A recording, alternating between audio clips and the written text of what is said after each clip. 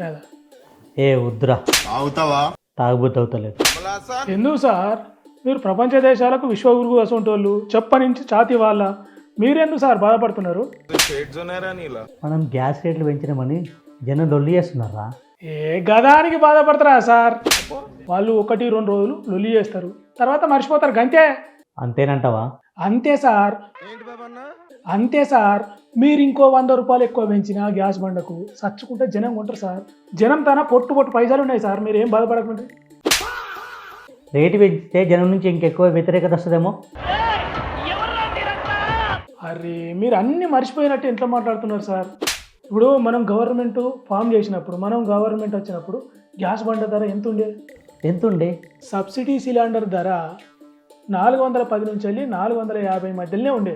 మనం వచ్చిన తర్వాత 1000 దగ్గరికి చేరి. అంత పెంచినామా? పెంచిన మీరే మర్చిపోతే ఎట్లా సార్? అంతగానం పెంచినా కూడా జనం మిమ్మల్ని పొగుడుతున్నారు సార్. ఎందుకని? అది కూడా మర్చిపోతే ఎట్లా సార్? మీరు 100 రూపాయలు పెంచి 10 రూపాయలు తగ్గించినప్పుడు మీ ఫోటోలకు పాలాభిషేకాలు, పూలదండలు అబ్బో మస్తు చేసిరు సార్. అప్పుడు జనం అంతా అమాయకులా? అబ్బో వాళ్ళ అమాయకులు ఏంది సార్? వాళ్ళు సెంటిమెంట్ ఫెలోస్.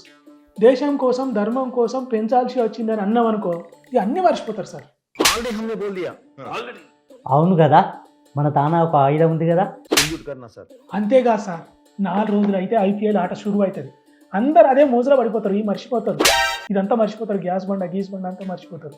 అదీగాక మీకు తొత్తు మీడియా ఛానల్ ఉన్నాయి, దాంట్లో పోయి కూర్చొని ఇదంతా అఖండ భారతదేశం కోసమే చేస్తున్నామని చెప్పండి, నోరు మూసుకొని పడి ఉంటారు సార్.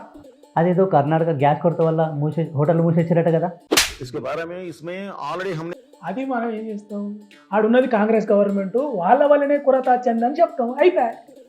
మన సర్కార్కే ముందు చూపు లేదంటే? ఇరాన్కు ఇజ్రాయిల్కు నడుమ యుద్ధం వస్తుందని మనం ఏమన్నా కలలు కన్నామా అని చెప్పచ్చు, అయిపోయా.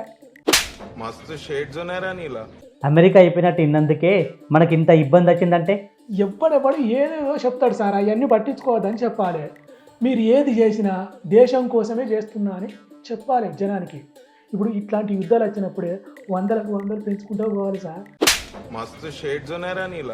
ఆ తర్వాత ఓ 10 రూపాయలు 20 రూపాయలు తగ్గించారు అనుకో, మీకు పాలాభిషేకాలు, పూలదండలు మీ ఫోటోలకు అబ్బో మస్తు చేస్తారు సార్. అంతేనంటావా? అంతే సార్. మీరు ఈ జనాల గురించి ఆలోచించడం బంద్ పెట్టి మన చమురు కంపెనీల గురించి, వాళ్ళ లాభాల గురించి ఆలోచన చేయండి, అంతా సెట్ అయిపోతుంది. ముందైతే ఈ ఛాయ్ తాగిరు సార్ మీరు. అవునరా, ఈ ముచ్చట్లన్నీ నీకే తెలుసురా? ఇంతకుముందు మీరు ఇదే చేసేది సార్, కాకపోతే ఏజ్ మీద పడి మీరు అన్నీ మర్చిపోయిల్లు. మీరు ఏం కాదు మీరు దాని గురించి ఆలోచించకూరి, హాయిగా ఉండరు.